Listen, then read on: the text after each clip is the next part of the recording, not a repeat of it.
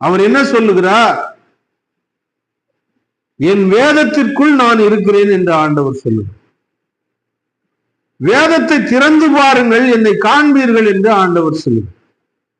ஒவ்வொரு பக்கத்திலும் என்னை கண்டுகொள்வீர்கள் என்றும் ஆண்டவர் சொல்லுகிறார். ஒவ்வொரு வசனத்திலும் என்னை அறிந்து கொள்வீர்கள் என்று ஆண்டவர் சொல்லுகிறார். அதனால வேதத்தை எந்த அளவுக்கு வாசிக்கிறோமோ, திறந்து பார்க்கிறோமோ, ஆசீர்வாதங்களை பெற்றுக் கொள்ள முடியும். அவருடைய ஆசீர்வாதங்களை நிறைவாய் பெற்றுக் கொள்ள முடியும். மற்ற எந்த வகைகளில் நீங்கள் வசனத்தை வாசிச்சுட்டு போனாலும் பயன் இல்லாததா இருக்கும். அதுல பயன் கிடையாது, ஆசீர்வாதம் கிடையாது. யார் ஒருவர் வேதத்தை திறந்து வசனங்களை வாசிக்கிறார்களோ ஆசீர்வாதங்களை அளவில்லாமல் பெற முடியும். அதனால வேதத்தை வைத்துக் கொண்டிருந்தால் போதாது.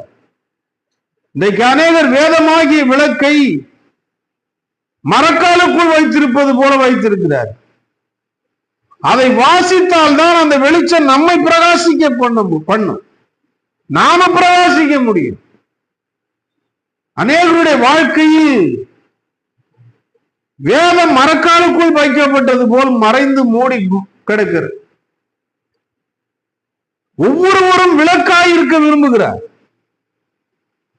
நாமெல்லாம் மரக்காலுக்குள் வைக்கப்பட்டவர்களை போல இருக்கக்கூடாது.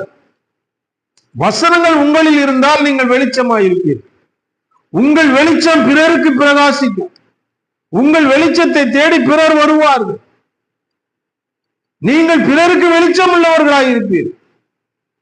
அதனால நீங்கள் உலகத்திற்கு எப்படி இருக்கீங்க?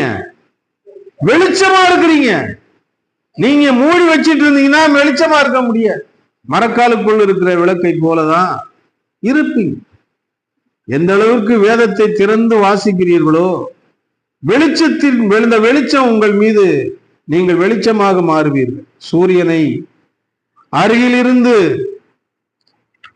அந்த நிலவு அந்த ஒளியை